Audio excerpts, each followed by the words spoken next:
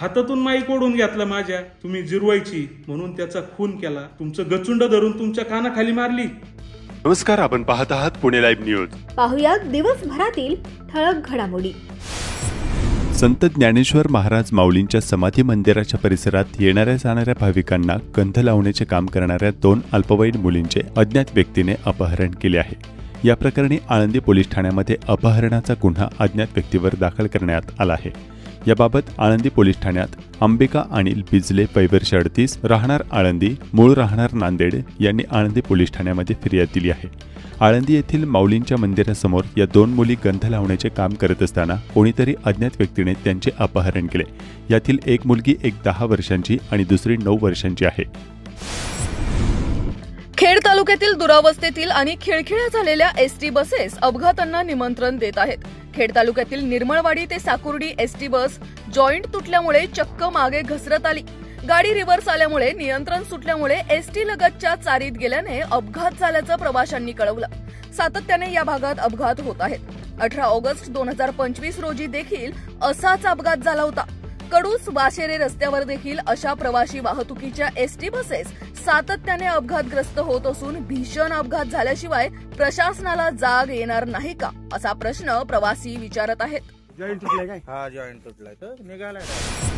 चाकण येथे महामार्गालगत सांडपाणी वाहून नेण्यासाठी ड्रेनेजचे काम सुरू असताना या कामाचे कॉन्क्रीट स्लॅब कोसळून एक मजूर स्लॅब खाली अडकला.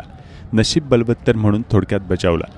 चाकणच्या तळेगाव चौकात रस्त्याच्या कडेला टाकलेले गटारावरील कॉन्क्रीट कोसळल्यानं एक मजूर जखमी झाला असून स्थानिक नागरिकांच्या मदतीनं त्याला सुखरूप बाहेर काढण्यात आलं आहे. रस्ता रुंदीकरण करताना रस्त्यालगत गटारवर टाकण्यात आलेल्या कॉन्क्रीटचा स्लॅब कोसळला आहे. रात्री टाकलेला स्लॅब ताजा असताना त्याखालचे आधार काढताना स्लॅब कोसळून त्याखाली हसन अन्सारी हा मजूर अडकून पडला. त्यात तो जखमी झाला असून स्थानिक नागरिकांनी त्याला कॉन्क्रीटवरील स्टील वर उचकटून वाचविले. महामार्गाचे रुंदीकरण करण्यापूर्वी रस्त्याच्या दोन्ही बाजूने ड्रेनेज लाईनचे काम सुरू असून ठेकेदार कामाकडे दुर्लक्ष करीत असून हे काम घाईघाईने करत असल्याचं चित्र पाहायला मिळत आहे.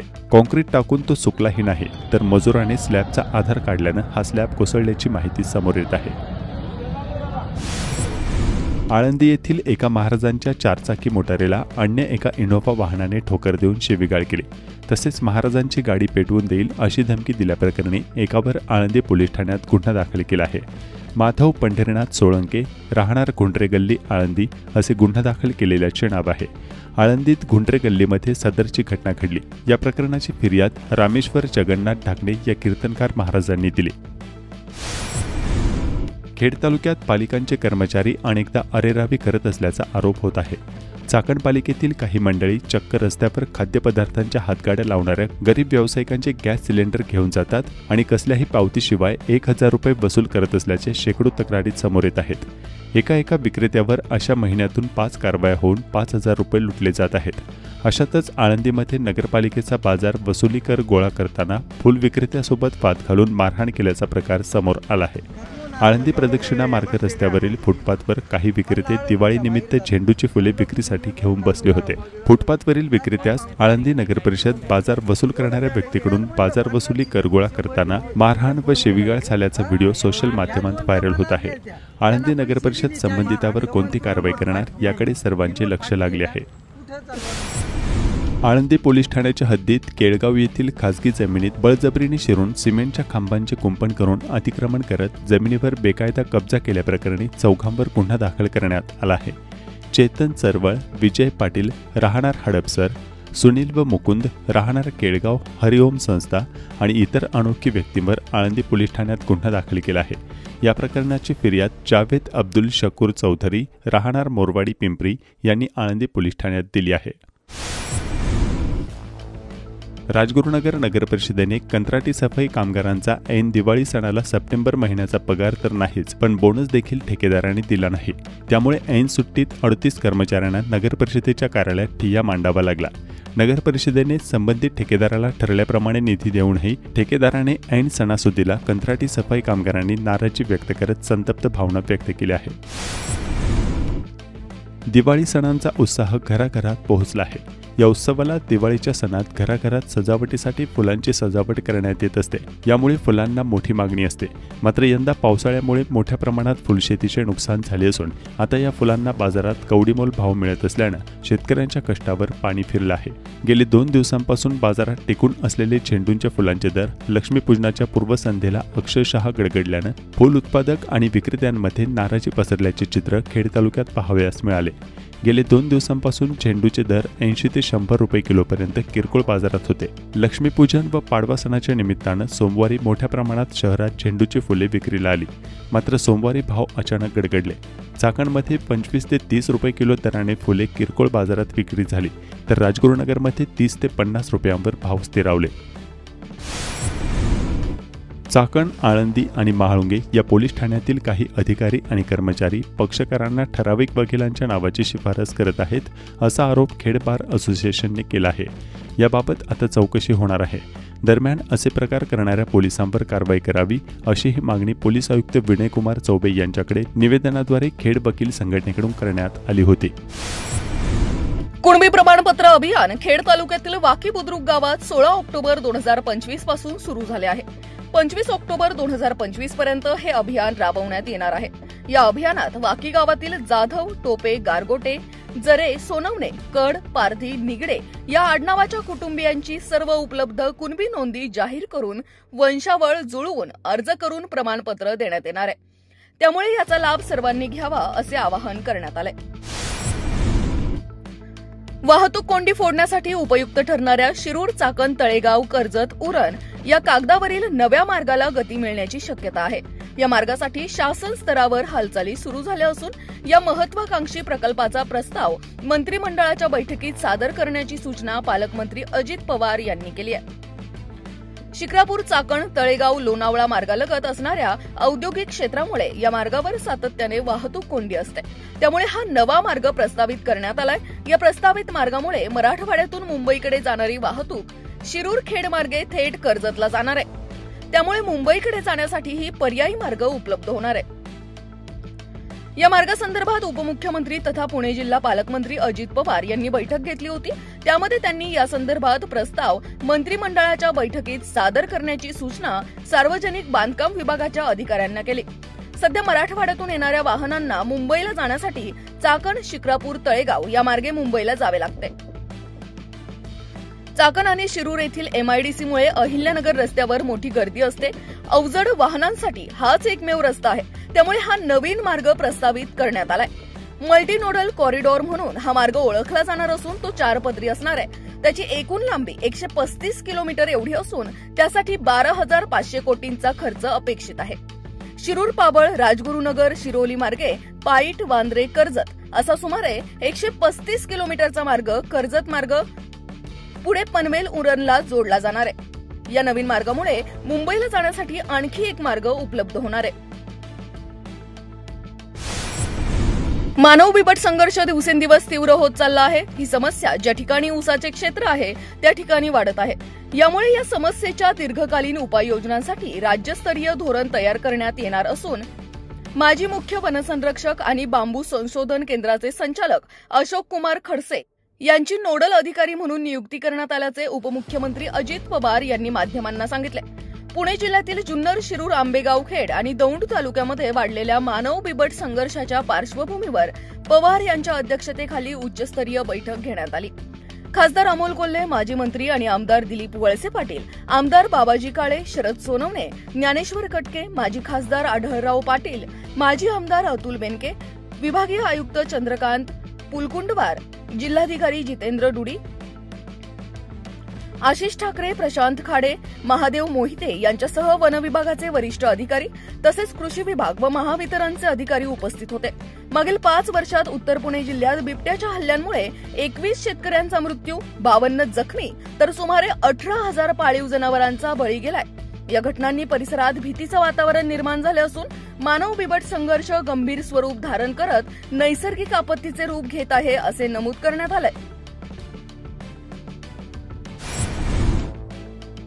केंद्र व राज्य शासन हेकेखोरपणे वागत आहे। पुणे नाशिक रेल्वेची मागणी स्थानिक नागरिक करत असताना त्याकडे दुर्लक्ष केले जात आहे।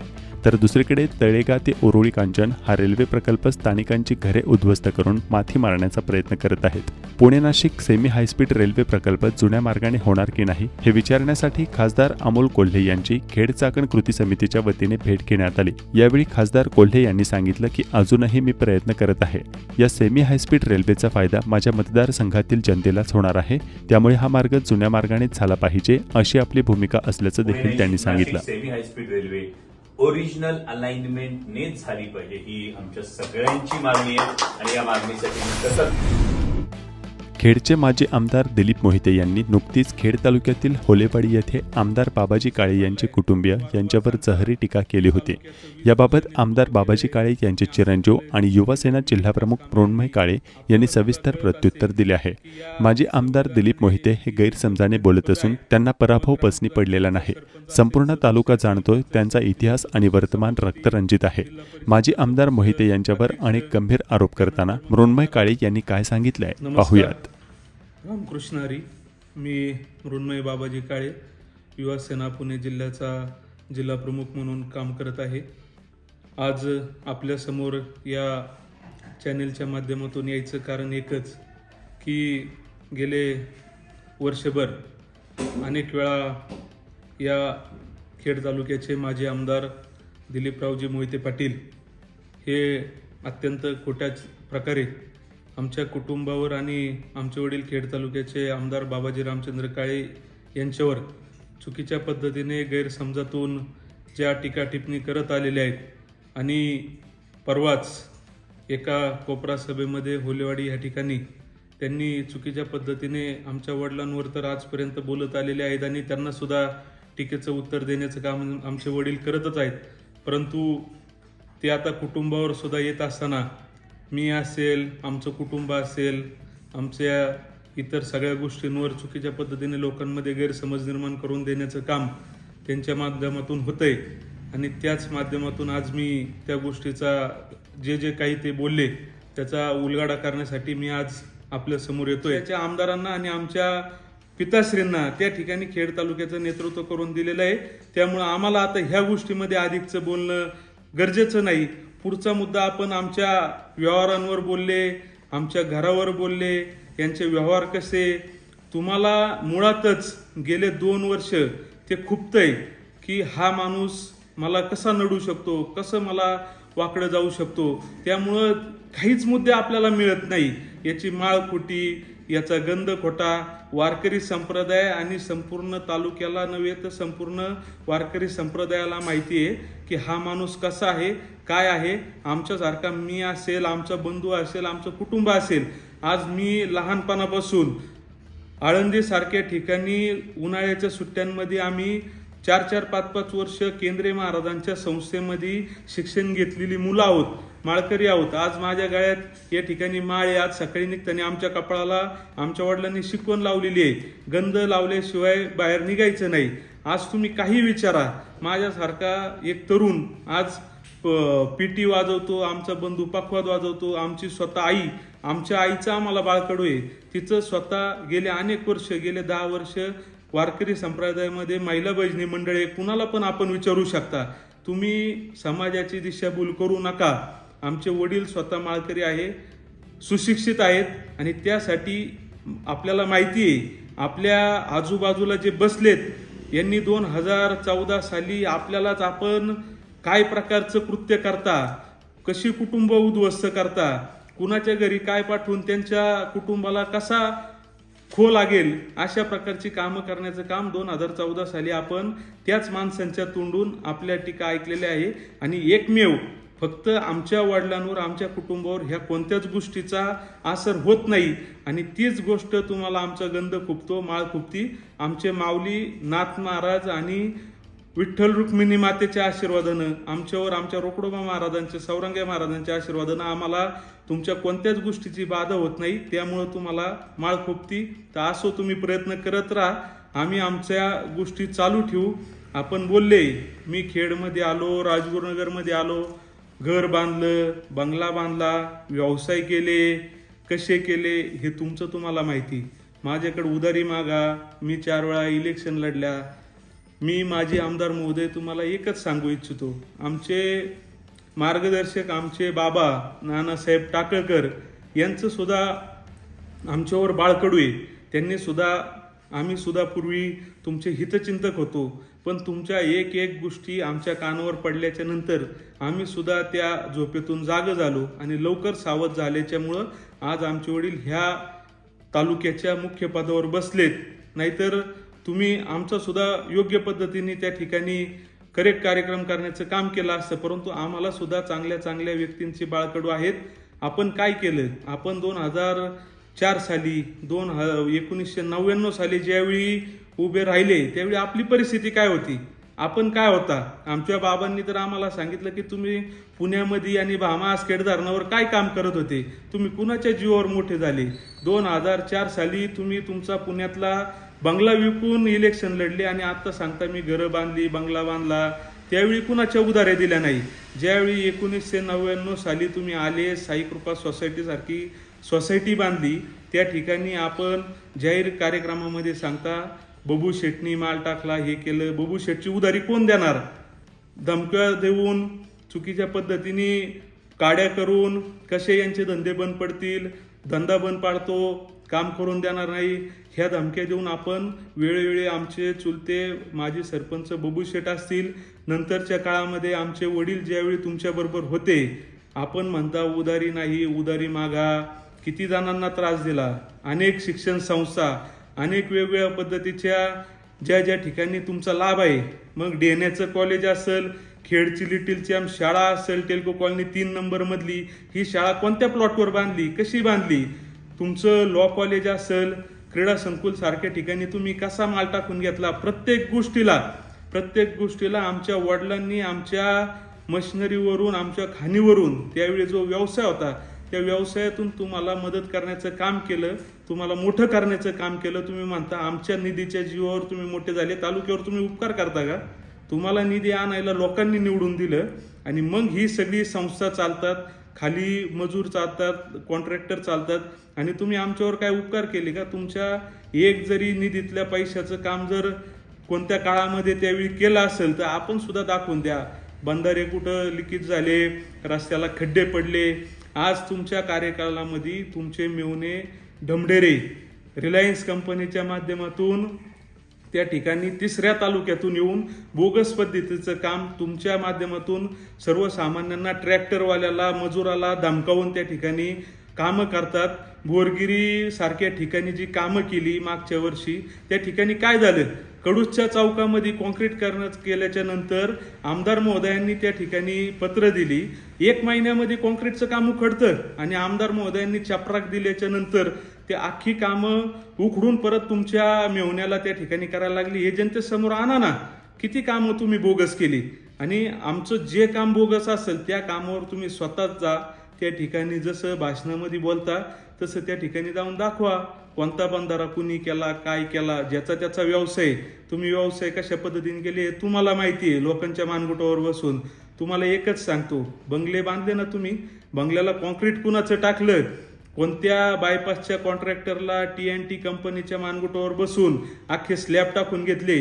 ज्या तुमच्या निष्ठावान कार्यकर्त्यांनी तुम्हाला फरश्या दिल्या, इंटेरियरचं मटेरियल दिलं, त्याचं 30-35 लाखाचं बिल मागायला आल्यावर तुम्ही काय केलं, मीच तुला मोठा केलाय, मीच तुला संपवल आणि तुला हुसकून देतो आणि त्याला हुसकून देऊन त्याला लुबाडण्याचं काम केलं.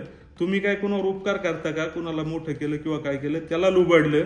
घराला ज्या तोडी लावल्या त्या कशा आणल्या, कुठून आणल्या, काय केलं, घराचा परिसर जो संपूर्ण बनवून घेतला खेड तालुक्यातल्या नामांकित कॉन्ट्रॅक्टर कडून, त्या ठिकाणी तुम्ही अख्खं कॉन्क्रीट टाकून त्याला धमकावून तुझा धंदा बंद पाडील आणि म्हणून संपूर्ण परिसर त्या ठिकाणी कॉन्क्रीटकरण करून घेतलं. ह्या सगळ्या गोष्टीचे पुराव्यानिशी आम्हाला सुद्धा प्रत्येक ठिकाणी सांगल आम्ही, पण आम्हाला त्याची गरज वाटत नाही. लोकांना या सगळ्या गोष्टी माहिती आहे.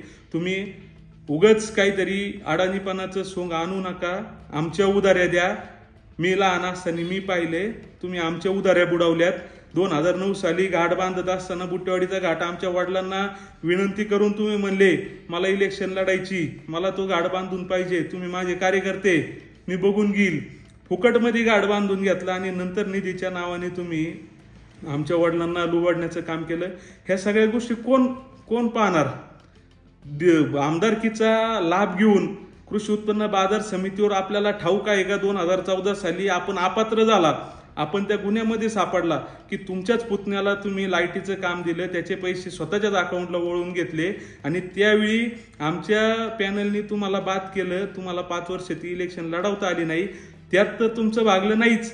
त्याच्यानंतरच्या काळामध्ये तुमच्या सत्तेच्या काळामध्ये तुम्ही कोरोना सारख्या महामारीमध्ये जिथं तालुक्याला नव्हे तर संपूर्ण देशाला जगाला जी गरज होती त्या व्हेंटिलेटरच्या पैशात सुद्धा पैसे खाऊन तुम्ही घराचे फर्निचर विकत घेतले. त्याचे पुरावे आहेत. आज तुमच्या जर सभापतींनी आमच्या सगळ्या यांना जर पाया पडले नसते, माफी मागितली नसती तर तो विषय समिती अजून पण स्थापन आहे. त्या प्रत्येक गोष्टीला शिळ्याकडीला उकळी आणायचं काम करू नका. तुम्ही त्या ज्या घरात राहता तिथं मोकळा श्वास घ्याता तरी कसा, व्हेंटिलेटरचे पैसे तुम्ही खावेत. आणि अशा पद्धतीने वागत असताना ज्या कृषी उत्पन्न बाजार समितीमध्ये ज्या ठिकाणी बोलले, अहो त्याच ठिकाणच्या एका माणसाला तुम्ही हातापाया पडून रात्रीच्या 2 वाजता तुम्ही आमदार असताना माझा मान ठेवा, मी एवढा मोठा आहे, आणि तालुक्याने दाखवून दिलं ना. 7 नंबरची उमेदवारी तुम्हाला 7 नंबरचं निवडून दिलं आणि तुम्ही सांगता माझा मान ठेवा. लोकांनी तुम्हाला कधीच घरी पाठवलेलं आहे. त्याच्यामुळं मान ठेवा ह्या गोष्टी तुम्ही सांगू नका. आमच्या उधाऱ्या द्या. लोकांना दमदाटी करून आज मी बोललोय, उद्या कुणीतरी दुसरा तयार होईल. 100% तुमचे सगळे काळं बहिरं बाहेर निघतील. DDM सारख्या कंपनीला तुम्ही तुमच्या पदाचा लाभ घेऊन इलेक्ट्रिसिटी मधून काय काय गोष्टी करून घेतल्या हे आमच्याकडे पुरावे आहेत ना. बारीक सारीक गोष्टी का काढायला लावता? हे सगळे मुद्दे घेत असताना तुम्ही म्हणता ते बोलले रेस्ट हाऊसला बापलेक बसतात. मी मगाशी सांगितलं कामं मॅनेज करतात, माझी कामं. तुमचं काय? माझं पण काय नाही, आमच्या वडिलांचं काय नाही, तुमचं काय नाही. हे जे आहे ते समाजाचं आहे आणि समाज कसा चांगल्या पद्धतीने चालेल, समाजाला काय हिताचं होईल ह्या गोष्टी आपल्या काळामध्ये आपण कशा पद्धतीने टक्केवारीचा व्यवसाय करून, कशा पद्धतीने चाकणच्या वॉटर स्कीम असू, खेडचं त्या दिवशी बोलता का आमदार हा का नाही बोलत, तिकडं चमकोगिरी करतो का नाही, खेडचं ड्रेनेजचं बोलत का नाही, पाणी व्यवस्थेचं बोलत. आमदार कोण होतं? माजी आमदार महोदय त्यावेळी आमदार कोण होतं? तुमची वाचा कुठं गेलेली? पैसे खायचं काम केलं आणि त्या ठिकाणी अख्ख्या राजगुरुनगर शहराला, चाकण शहराला, आळंदी शहराला खड्ड्यामध्ये घाणीमध्ये टाकण्याचं काम केलं. आणि आज तुम्ही 5 वर्षांनी विचारता हे आमदार महोदय का नाही बोलत? आज 9च महिने झालेत. 9 महिन्यामध्ये काय काय विकास कामं केली हे लोकांना माहिती आहे. अनेक अशा गोष्टी केल्यात. सगळ्या गोष्टी तुमच्या बाहेर निघतील. तुम्ही या गोष्टींवर नजर टाकायला पाहिजे होती ना. टक्केवारी घेऊन आम्ही जी कामं आमच्या तालुक्यामध्ये येणार आहे ती सर्वसामान्य व्यावसायिकाला, कॉन्ट्रॅक्टरला, मोठ्या व्यावसायिकांना चांगल्या पद्धतीने मिळावं. आज तालुक्यामध्ये काय चाललंय? तुम्ही 30-30%, 40-40% जर कामांचे दर घसरत असतील आणि कमी दरामध्ये 50% जर तालुक्याचा विकास होतो आणि ती जर निकृष्ट दर्जाची कामं होऊ नये यासाठी जर संगनमत घालायचं, जर आज तालुक्याचा मुख्य माणूस हा आमदार आहे, विधानसभा सदस्य आहे, त्या माणसाचं काम आहे की ह्या सगळ्या गोष्टीमध्ये समतोल आणून त्या ठिकाणी चांगल्या पद्धतीचं काम व्हावं. हेच समतोल आणायचं काम आमची माध्यमातून आमदार साहेब, त्यांच्या मागे त्यांची जी संपूर्ण टीम आहे, ऑफिसची टीम आहे, ही करत असेल. आपण त्या रेस्ट हाऊसला तुम्हाला खूपतं, तुमचा अधिकार गेला. तुम्ही काय केलं? 15 वर्ष त्या रेस्ट हाऊसचा कसा काळा बाजार केला. त्या ठिकाणी आम्ही तालुक्याच्या विकासासाठी तिथं जनसंवाद दरबार करतो, जनता दरबार करतो. तालुक्याचं केंद्रस्थान आहे, सर्व माणसांना सर्वश्रुत आहे, त्यामुळे त्या ठिकाणी बोलून घेतो. आम्ही खुले दरवाजे ठेवून त्या ठिकाणी कामं केलेली आहेत. कोणतेही दरवाजे बंद करून, कोणत्या खोल्या पकडून आम्ही त्या ठिकाणी कामं केली नाही. आणि ही गोष्ट बोलायचा माझा सुद्धा अधिकार नाही.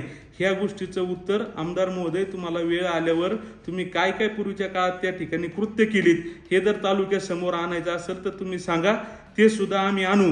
तुमचा रेस्ट हाऊसचं तुम्ही रेस्ट हाऊस करा, नाहीतर काय कोणतं हाऊस करायचं ते करा. त्याच्याशी आमचं जे काम चाललंय ते चांगल्या पद्धतीने आम्ही तालुक्याच्या सर्वसामान्य सुशिक्षित बेरोजगार जे कॉन्ट्रॅक्टर आहेत, तुम्ही म्हणता आम्ही ठेकेदारी केली, ठीक आहे ना. आमचे तुम्ही कितवी पास झाले, कोणते दाखले जोडले हे मला माहिती नाही. मी तेव्हा म्हणजे याच्यात नव्हतोच. माझा जन्म 99चा आहे. तुम्ही 2000 त्या दिवशी मी आमच्या कार्यकर्त्यांनी सांगितलं 2092ला तुम्ही काय झेडपी झाले, सरपंच झाले, सगळ्या गोष्टी केल्या, परंतु तुम्ही सांगता मी ठेकेदार नाही, बांधकाम व्यवसाय तुम्ही केला.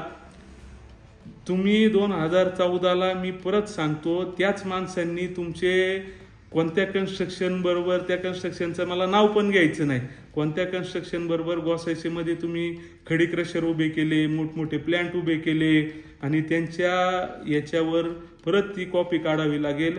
25% भागीदारी तुमच्या भावाची, तुमच्या पत्नीची, ह्या सगळ्यांची भागीदारी तुम्ही दाखवल्यास ना. त्या माणसाला तुम्हीच मोठे झाले ना. तुम्ही तुमच्या काळात ठेकेदारी केल्या. तुम्ही MIDC सारख्या एका म्हणजे जे वरदान लागले तालुक्याला, त्या वरदानाचा तुम्ही चुकीच्या पद्धतीने वापर करून गावठाण्याच्या जमिनी कशा लुटता येतील, MIDCच्या आरक्षित जमिनी कशा लुटून तिथं स्वतःचा पंप उभा करता येईल, कसं त्या ठिकाणी रस्त्याच्या कामांमध्ये भ्रष्टाचार करता येईल, हाऊसकीपिंगची जी MIDCची कामं आहेत त्यात कसा मला मलिदा भेटेल, ह्याच सगळ्या गोष्टीची तुम्ही अपेक्षा ठेवली ना. कंपन्या आज आम्ही पाहतोय. मी युवा सेनेचा जिल्हा प्रमुख म्हणून काम करतोय. जरी मी आमदार महोदयांचा मुलगा असतो तरी मला सुद्धा पक्षांनी जी जबाबदारी दिलेली आहे, आमचे वरिष्ठ नेते माननीय माजी मंत्री, पुणे जिल्ह्याचे पालकमंत्री सचिन भाऊ आहिर एक आज कामगार नेते म्हणून आपल्याला सगळ्यांना त्यांची माहिती आहे. त्यांच्या माध्यमातून आमचे सचिव वरुणजी सरदेसाई असतील, आदित्य साहेब असतील, यांच्या आदेशाने प्रत्येक युवकाला त्या MIDC मध्ये काम करण्याची संधी मिळावी, कुठंतरी स्थानिकांना तो अधिकार मिळावा, ह्यासाठी आम्ही सुद्धा गेले वर्षभर लढतोय. आपले कुठंतरी कॉन्ट्रॅक्ट जातील, आपला मलिदा बंद होईल, आपले हप्ते बऱ्यापैकी आता बंदच झाले, त्याच्यामुळे तुम्हाला आता सळो की पळो झाले, त्याच्यामुळे काहीतरी मुलांनो बोला, हा कंपनीत जातो. अहो ठीक आहे ना, जी कंपनी आहे तिथं आम्ही जाणार. आज खेड तालुक्याचा जर विकास करायचा होताच तर 2 ते 2.5 हजारपेक्षा जास्तीच्या कंपन्या तालुक्यामध्ये आहे. आपण MIDCच्या माध्यमातून त्यांना जर चांगल्या सुविधा, आज 15 वर्ष कचरा प्रश्न तुम्हाला मिटवता आला नाही, आज त्यांना जागा देता आल्या नाही, आपण कोणत्या तरी फेडरेशनची पुनर्बांधणी करून तिच्यात आपली माणसं चेले चपाटे त्याच्यात टाकून त्या MIDCला त्रास देणे, पाण्याचा गैरप्रकारे विकत देणे, या सगळ्या गोष्टी तालुक्याने पाहिल्यात. त्या दिवशी सुद्धा पाणी प्रश्न, कचरा प्रश्न हे सगळं हातातून जात असताना आता हे निष्ठायला लागले आणि काहीतरी आता विद्यमान आमदारांवर बोलून त्यांचं गळचेपी करायची. त्यांना वाटलं पाहिजे का हे आपलं काहीतरी चुकतंय. हे अजिबात कोणत्याही भाकड गोष्टींना घाबरण्यासारखं आमचे वडील नाही, आमचा पक्ष नाही आणि आम्ही स्वतः नाही. त्याच्यामुळे तुम्ही त्या चिंता करू नका. एक सगळ्या गोष्टी तुमच्या बाहेर निघणार आहे. तुम्ही त्याच्यामुळं स्वतः ठेकेदार होते. आमचं काय असू, आम्ही व्यावसायिक आहे. मी स्वतः डिप्लोमा सिव्हिल आहे, आमचा बंधू डिप्लोमा सिव्हिल आहे, आमचे वडील सिव्हिल आहेत, आमच्या ट्रान्सपोर्टचा व्यवसाय किंवा काही व्यवसाय आमचा आता काम करायचं वय, आम्हाला पण आमची कुटुंब आहेत. आपण काय करता? 2099 साली आपली प्रॉपर्टी काय होती, 2004 साली आपण म्हणजे ज्या प्रॉपर्ट्या दाखवल्या त्या पण खऱ्या आहेत का हे माहिती नाही, पण 2004 साली आपण 70 लाख रुपये तुमची प्रॉपर्टी असताना त्या ठिकाणी लगेचच 2009 साली तुमची 3 कोटी रुपये जर तुमची मालमत्ता होती, ही तुमची वैयक्तिकच. 2014 साली तुमची 11 कोटी मालमत्ता होती. कोणता व्यवसाय करताय तुम्ही माझे आमदार महोदय? आम्हाला पण शिकवा, आम्हाला त्याचं मार्गदर्शन करा, आम्ही ते व्यवसाय करतो. 2019 साली तुमची प्रॉपर्टी लगेच त्याच्याहून 17 कोटी होती. आज 2014, 19 आणि आज 2024 साली तुम्ही 50 कोटीची प्रॉपर्टी तुमच्या नावे दाखवता. अनेक ज्यावेळी तुम्ही बंगले विकून त्या ठिकाणी इलेक्शन लढवल्या आणि आज तुम्ही 4-4 बंगले मुंबई सारख्या ठिकाणी, चाकण सारख्या ठिकाणी त्या ठिकाणी मोठमोठे बंगले घेता, हॉल घेता, रेसिडेन्शियल इमारती बांधता. 100-150 एकरचे मोठमोठे बाहेरच्या तालुक्यांमध्ये पुनर्वसनचे आपल्या स्वतःच्या नावावर, कुणावर विश्वास नाही म्हणून स्वतःच्या नावावर सुद्धा त्या ठिकाणी हलगर्जीपणाने प्लॉट विकत घेता. आमच्याच आमदार महोदयांनी काढलं ना तुमचं 2 महिन्यापूर्वी, जे मोहितेवाडीतलं जे तुम्ही तुमच्या पत्नीच्या नावाने, काळूस सारखी गावं आहेत, अनेक गावं आहेत की ज्या ठिकाणी पुनर्वसनला त्या ठिकाणी लाभ मिळाला नाही. ते कितीतरी वर्ष आता आमचे वडील आमदार असताना पूर्वी तुमच्याकडे किती दाद मागितल्या, त्या लोकांनी तुम्हाला आमदार दिले, खांद्यावर घेतले, तिथूनच तुम्ही 2-2 वेळा ZP सदस्य झाले. त्या सर्वसामान्य लोकांना तुम्ही न्याय द्यायचा. त्यांचे जर जमिनीचे शिक्के त्यांना पाणी मिळालं नाही तर त्यांचं पहिलं शिक्के तुम्ही आधी आपण जनतेसाठी समर्पित आहे, तुम्ही ह्या व्याख्येचं उलट करून आधी स्वतःसाठी मग उरलं सुरलं जनतेसाठी असं करून तुम्ही स्वतःच्या जमिनींचे शिक्के उठवता. ज्या ठिकाणी GR आहे की ते 10-10 वर्ष 5-5 वर्ष त्या ठिकाणी लाभार्थ्याची जमीन कुणाला खरेदी करता येत नाही. 4 तासात तुम्ही जर तुमच्या पत्नीच्या नावाने त्या ठिकाणी जर खरेदी खतं फिरून घेत असाल आणि नंतर सांगता वडिलोपार्जित आहे आणि बाकीच्यांनी काय त्यांना अशी वारसानीच आलेली आहे ना, त्यांच्या जमिनी का नाही मोकळ्या करू शकले. तुम्ही सबसेल अनेक खेड तालुक्यातले भूखंड बळकावण्याचं काम केलं, अनेकांना दमबाजी केली आणि ह्या माध्यमातून किती तुम्ही कुणाकुणाचे जीव घेण्याचं काम केलं त्या गोष्टीवर तर मी आता येणारच आहे. परंतु अनेक जणांना बळी पाडण्याचं काम सत्तेच्या माध्यमातून तुम्ही केलं. आदरणीय वरिष्ठ नेत्यांना सुद्धा बदनामीला त्यामुळं तुमच्या हेकखोरपणामुळं त्यांना सुद्धा तुम्ही त्यांच्या प्रतिमा मलिन केल्या आणि तालुक्याची तुम्ही दिशाभूल केली. आज तुम्ही सांगताय मी 3 टर्मचा आमदार आहे, मी 25 वर्ष राजकारण करतोय, एकदा सरपंच आहे, एकदा कृषी उत्पन्न बाजार समितीवर कितीतरी वर्ष आहे आणि माझा मान ठेवत नाही, प्रोटोकॉल करता.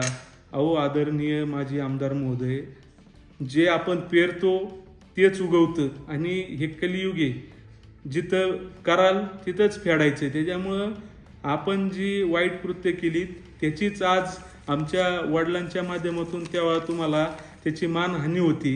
तुम्ही सांगा ना, तुम्ही ज्यावेळी आमचे मार्गदर्शक आमचे बाबा नानासाहेब टाकळकर यांनी सातकर संपूर्ण गटांनी बुट्टे पाटील गटांनी जे तुम्हाला मोठं केलं, 2004 साली तुम्हाला आमदार केलं आणि त्यांच्यावरच तुम्ही उलटण्याचं काम केलं. कधी ज्येष्ठत्वाच्या नात्याने त्यांचा मान ठेवला. आज स्वर्गीय नारायणराव पवार आमच्या वडिलांचे मार्गदर्शक गेले 20 वर्ष तालुक्याचा आमदार होते. लोकांना माहिती नाही तुम्ही किती खालच्या पद्धतीने त्यांच्यावर टीका केली, त्यांच्या कुटुंबावर. आज माजी सभापती रमेश पवार साहेबांवर किती खालच्या प्रकारची टीका केली. आज स्वर्गीय साहेबराव आप्पा सातकर असतील, स्वर्गीय साहेबराव बुट्टे पाटील असतील, स्वर्गीय आमचे मार्गदर्शक सुरेश भाऊ गोरे असतील, यांना किती प्रकारे हिणवलं. त्यावेळी तुमचं ज्येष्ठत्व दिसलं नाही, तुम्हाला कळलं नाही आणि आज तुम्ही सांगता. मुळातच 1.5 लाख लोकांनी तुम्हाला घरी बसवण्याचं काम केलंय, तुम्हाला जन्मत दिले, त्याच्यामुळे तुम्ही ह्या गोष्टी करूच नका. संविधानिक पदाला कोणत्याही कार्यक्रमामध्ये मान देणं, काळूसला असं झालं, काळूसला तसं झालं, काळूसला लोकांनी जी लोक होती, ज्या कुटुंबातला दुःखाचा प्रसंग होता त्या ठिकाणी जाऊन तुम्ही राजकारण करता. त्या ठिकाणी 2-2 दसऱ्याविधी सोहळे असताना दुःखाच्या प्रसंगामध्ये 10-10 मिनिटं राजकारण करता आणि जी माणसं त्या कुटुंबाचं सुद्धा, त्या कुटुंबाने आमच्या वडिलांची सुद्धा पुन्हा एकदा स्वतः त्या ठिकाणी दिलगिरी व्यक्त केली की तुमचे काही बगल बच्चे ज्यांना आता स्वप्न पडतात की बाबा मी पंचायत समितीला हे होईल, ZPला मला कुठंतरी तिकीट देतील, त्या आकाला खुश करण्यासाठी त्यांनी केलेला केविलवाना प्रयत्न गावकऱ्यांनी सुद्धा उघडा पाडला आणि आम्ही सुद्धा सन्मानाने तुम्हाला म्हणलं बोला तुम्ही. आणि त्याच गोष्टीचं सारखं वारंवार त्या ठिकाणी वर्णन करून काहीतरी दिशाभूल करायची. मुळातच विद्यमान आमदार हे विद्यमानच असतात, त्यामुळं आपण त्या गोष्टीची काळजी करू नका. तालुक्यामध्ये प्रोटोकॉल कसे जपायचे, आज तुम्हाला पत्रिकांमध्ये 4-4 नंबरला काही ठिकाणी वगळून सुद्धा नावं येतात, तर तुम्ही त्या पत्रिका सुद्धा फेकून देता. ही तुमची चिडचिड तालुक्याला माहिती आहे, त्यामुळे आता त्या गोष्टीत सुद्धा मला बोलणं योग्य नाही. प्रोटोकॉल लोक पाळतील. आपण माझ्यासारखा लहान मुलगा कार्यक्रम करतो, समाजात फिरतो, किती वेळा आपण आदिवासी जागतिक दिनाच्या दिवशी काय कृत्य केलं ते कधी आम्ही सांगितलं का? हातातून माईक ओढून घेतला माझ्या, म्हणले तुला काय बोलायची गरज आहे, मी बोलल, मला काम आहेत, मी आमदार आहे. ठीक आहे, किती लग्नांमध्ये तुम्ही पळत जाऊन धावत जाऊन माझ्या ठिकाणी ज्या नाव जरी घेतलं तरी नाही मला घाई आहे, मी बोलणार आणि उरकून घ्या, लग्न लावा. 10व्यात गेले तरी तुम्ही त्या ठिकाणी 2द्याला त्या दिवशी माझं नुसतं नाव घेतलं तर पायरीहून पळत आले आणि माईक हातातून हिसकून घेतला. किती केविलवाना प्रयत्न. लोक शून्य आणि डोळे उघडे ठेवून सगळ्या गोष्टी पाहतात. तुम्ही अजिबात काही त्या गोष्टीची चिंता करू नका. लोकांनी त्या सगळ्या गोष्टी 1 वर्षापूर्वी दाखवून दिलेल्या आहे. शेवटचा मुद्दा मी त्या ठिकाणी घेत असताना आता मी तुम्हाला सांगतो की तुम्ही माझ्यावर त्या ठिकाणी आले आणि तुम्ही सांगताय की भीमाशंकरला काय झालं, भीमाशंकरला काय झालं. अहो कधी झालं आणि काय झालं हे तुम्हालाच माहिती. कुठं तुम्ही कोणत्या बातमीला बघितलं का, कोणत्या तिथल्या ट्रस्टने सांगितलं की कोणत्या प्रत्यक्षदर्शीनी त्या ठिकाणी कुठं काहीतरी का तुम्हाला व्हिडिओ आली, काहीतरी कोणत्या तरी गोष्टीला वळण देण्याचं काम तुम्ही करताय आणि तुम्ही सांगताय गुरुवानी मारलं. अहो काय केलं? आमचे वडील त्या ठिकाणी भीमाशंकर सारख्या 12 ज्योतिर्लिंगासारख्या ठिकाणी विश्वस्त म्हणून आज त्यांना पदसिद्ध अधिकारी. गेले वर्षभर जे तुम्ही 15 वर्षामध्ये त्या देवस्थानची वाट लावली, 12 ज्योतिर्लिंग जगामधून तिथं लोक येतात आणि 12 ज्योतिर्लिंगाच्या ठिकाणी तुम्हाला विकास करता आला नाही, तुम्हाला तिथं अधिकार मांडता आले नाही. आणि त्या ठिकाणी आज चांगल्या प्रकारचं काम जेव्हा करतोय त्या माणसाला कशा पद्धतीने तिथून तुम्हाला त्याची प्रतिमा मलिन करायची, त्याची त्या ठिकाणाहून कुठंतरी प्रतिमा डागाळायची, हे काम करायचं काम तुम्ही करताय. आज त्या ठिकाणी विश्वस्त असताना अनेक अशा मिटिंगा त्यांनी घेतल्या. तुम्ही दाखवा ना 15 वर्षात तुम्ही भीमाशंकरसाठी काय केलं. रस्ता केला का, कुठं शेड केलं. आज 288 कोटी मधला अधिकचा निधी तिथं पडलाय. बोरगिरी सारख्या ठिकाणी निधी पडलाय. 1100 कोटीचा रस्त्याचा निधी पडलाय. आज कुंभमेळ्याच्या धर्तीवर तिथं उद्या तालुक्याचं वैभव निर्माण होणार आहे. आणि तिथं काम करताना त्या ठिकाणी ती जी माणसं आहेत ती माणसं पूर्वीपासून आमची आहेत. ती माणसं, काही माणसं आमचे मोठे बंधू असतील, यांच्याबरोबर लहानाची मोठी झाली. त्यांनी त्या ठिकाणी आमच्या वाडा रोडवर राहत असताना आमचे जुने संबंध आहेत. परंतु त्यातली काही लाचार लोक त्या ठिकाणच्या काही गोष्टी दाबण्यासाठी, त्या ठिकाणचं काहीतरी तुम्हाला मलिदा मिळावा ह्यासाठी तुमच्याकडे आली. आणि त्याच माध्यमातून आज आमदार महोदय त्या ठिकाणी गेल्याच्या नंतर अनेक दिवस त्यांचं प्रकर्षाने सांगणे की जी त्या ठिकाणी लोक काम करतात, आदिवासी बांधवांना अधिकार द्या, तालुक्यातल्या लोकांना त्या ठिकाणी स्वच्छता कर्मचारी म्हणा, सिक्युरिटी म्हणा, इतर काय गोष्टी असतील याच्यामध्ये प्राधान्य द्या.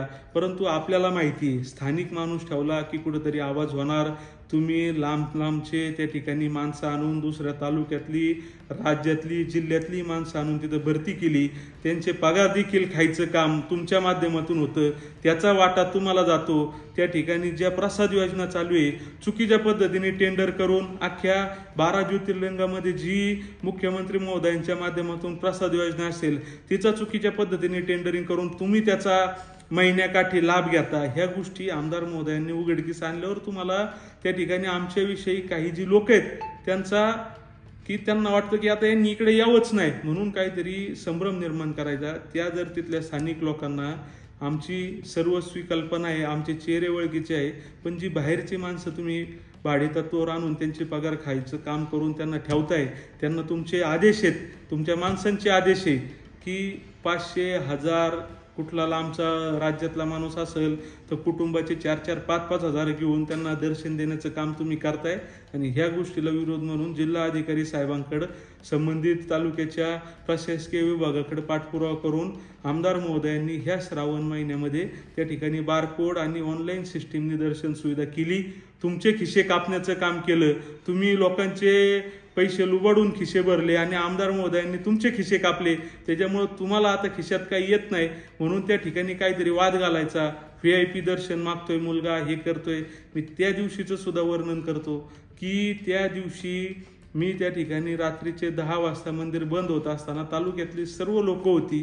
तुम्ही सांगू शकता, तुम्ही म्हणले माझे सासरे होते, सासू होती, बायको होती. आता तुम्ही कोणते सासरे होते, कोणती सासू होती आणि कोणती काय होती तुम्ही हे पाहायला आले का? कोण होतं, प्रत्यक्षदर्शी काय झालं? त्या ठिकाणी तुमच्या भाडेतत्वावर जी लोक आमच्यावर दमदाटी करायला आणली त्यांनी आम्हाला अडवून, सर्वसामान्य लोकांची लाईन अडवून त्या ठिकाणी पैसे घेऊन काही लोकांना त्या ठिकाणी समोरून सोडत होते. आमचे जरी वडील तिथं विश्वस्त असले तरी तो माझा अधिकार नाही. सर्वसामान्य भाविक भक्त आणि एका पक्षाचा जबाबदार माणूस म्हणून त्या ठिकाणी मी त्यांना जाब विचारला की अशा पद्धतीने तुम्ही चुकीचं कृत्य करू नका. आम्हाला तुम्ही अडवून ठेवताय, 20 मिनिटं तिथं उभं ठेवताय आणि तुम्ही अशा पद्धतीने करू नका. त्या दिवशी मी मान्य करतो की माझं पाऊस चालू होता, अवतार नीट नसेल, कपडे नीट नसतील, म्हणून त्या लोकांनी मला कोणतरी सर्वसामान्य त्या ठिकाणी इतक्या आपण व्हिडिओ बघताय, रोज प्रसार माध्यमांना बघताय, सर्वसामान्य माणसाला पायदळीत उडवण्याचं काम अनेक वेळा त्या ठिकाणी तुमच्या माणसांकडून झालं. त्या ठिकाणी काही त्याच याच्यातली माणसं त्या न्याय हक्कासाठी भांडतात की इथं कायदा सुव्यवस्था आणा, आणि त्याच्यातल्याच माणसांनी मला धक्काबुक्की करण्याचं काम, खेचण्याचं काम, तू कसं काय जाब विचारतो, तू बाजूला हो. आणि हे तिथल्या सर्वसामान्य जी तालुक्यातली लोक आहेत त्यांनी पाहिल्याच्या नंतर त्यांच्यावर धावून गेली. आणि त्या झटापटीमध्ये मी कुणालाच काय केलं नाही. आणि जे कोण गुरव समाजाची लोक असतील, तुम्ही काय म्हणता तिथं भांडणं सोडवत असताना कुठं काय झालं हे तुम्ही बघा, त्यांचा जबाब घ्या, त्यांना विचारा. पोलीस होते, कर्मचारी होते, सर्व गोष्टी होत्या त्या ठिकाणी, विचारा ना तुम्ही, दाखवा, समाजासमोर आणा. कोणत्या गुरव समाजाच्या माझ्या बांधवांनी मला हात उचलला किंवा काय केलं. प्रत्येक त्या समाजातील प्रत्येक माणूस माझ्यासाठी आदरपूर्वक आहे.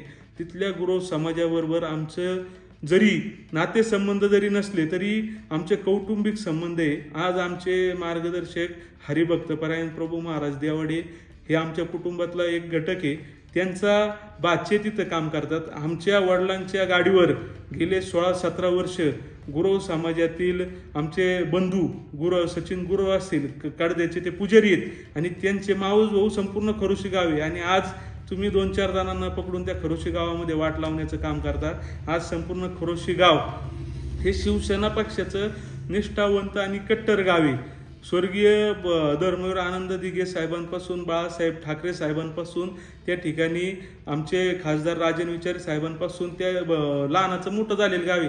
आणि त्या ठिकाणी मी कुणावर आरोप पण करू इच्छित नाही आणि त्या ठिकाणी काही घडलं नाही. पण तुम्ही ज्या पद्धतीने त्या गुरव समाजाची हीनपणाने जी वागणूक त्यांना दिली, तुम्ही भाषणात बोलले, गुरुवाकडून मार खाल्ला. आता तुम्हाला एकच सांगतो, गेल्या 1.5 वर्षापूर्वी इलेक्शनच्या पूर्व काळामध्ये आपण एका ठिकाणी दावडीसारख्या ठिकाणी गेले. त्या ठिकाणी दावा चालू असताना आपण आयटीत भाषण करायला, श्रद्धांजली व्हायला उठले. आणि त्या ठिकाणी ज्या सर्वसामान्य कुटुंबातील, गरीब कुटुंबातील, महाराष्ट्र केसरी किंवा ज्याचं महाराष्ट्रामध्ये चांगलं नाव आहे असा माणूस तुम्हाला कुठंतरी नडतोय, गावात त्रास देतोय, तुमच्या भूमिकांना विरोध करतोय, चांगल्या पद्धतीने विरोध करतोय, त्याचा कुठंतरी तुम्ही जिरवायची म्हणून त्याचा खून केला. आणि त्याच आमच्या भावाच्या बहिणीने त्या ठिकाणी तुम्हाला चालू दशक्रियेमध्ये तुमचं गचुंड धरून तुमच्या कानाखाली मारली. आणि त्यावेळी तुम्ही सगळं विसरले असाल, त्यावेळी कुणाचीच हिंमत झाली नाही समोर यायची.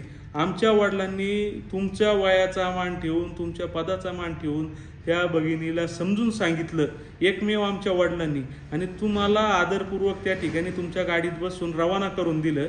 ह्या गोष्टी विसरले का माजी आमदार महोदय? का याचा विसर पडला? तुमच्या 2014च्या इलेक्शनला तुमच्या कुटुंबातील घटकांना कुठं ना कुठं काड्या करायची, मीच आमदार आहे म्हणून वावरायची काहींना सवय होती. त्यावेळी तुमच्याच कुटुंबातील एका व्यक्तीला PDCC बँकेमध्ये माघारीच्या दिवशी आमच्या पॅनलच्या माणसांना त्रास द्यायचा, कुठंतरी माघारी घेऊन नाही द्यायचे, दरवाजे बंद करायचे म्हणून आवाज उठवला, तुम्ही आरेरावी केली. त्यावेळी कुणी तुमचं गचुंड धरून तुमच्या कुटुंबातील सदस्याला फरफटत बाहेर आणलं? कुणी? संपूर्ण तालुक्याने पाहिलं ना या गोष्टी.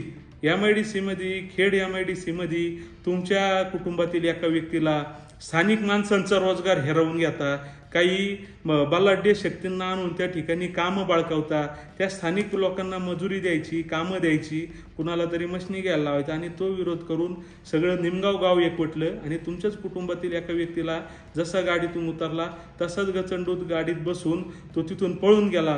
परत पाय ठेवायला सुद्धा तुम्ही तिथं आले नाही. ह्या गोष्टी विसरले का माझे आमदार महोदय?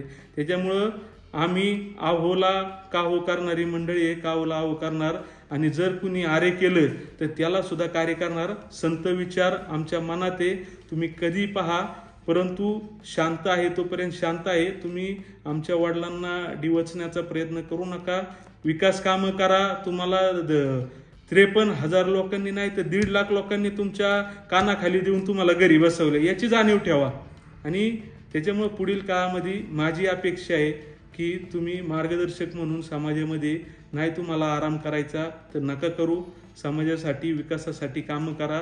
उगच खेड तालुक्याचं नुकसान कसं होईल, काय करता येईल, ह्या आमदाराला निधी कसा नाही मिळून द्यायचा, म्हणून सन्माननीय पालकमंत्री महोदयांकडं, आमदारांकडं, मंत्र्यांकडे जाऊन त्या ठिकाणी निधी देऊ नका अशा मागण्या करायचा आता बंद करा. तालुक्याच्या जनतेला आणि आमदारांना विकास करू द्या, एवढंच माझं सांगणं आहे. धन्यवाद. मेदनकरवाडी चाकण येथील रहिवाशांनी छत्रपती शिवाजी महाराजांचे प्रतीक असलेला प्रतापगड किल्ला अत्यंत सुंदर आणि ऐतिहासिकदृष्ट्या अचूक अशा पद्धतीने साकारला आहे. हा किल्ला पूर्णपणे साध्या आणि पर्यावरणपूरक साहित्याचा वापर करून केवळ एकाच दिवसात तयार करण्यात आला असल्याचं वास्तुशोध अर्बनग्राम सोसायटी येथील सूरज पाटील आणि मंगेश मोरे आदींनी सांगितले. नमस्कार, आपण पाहत आहात पुणे लाईव्ह न्यूज.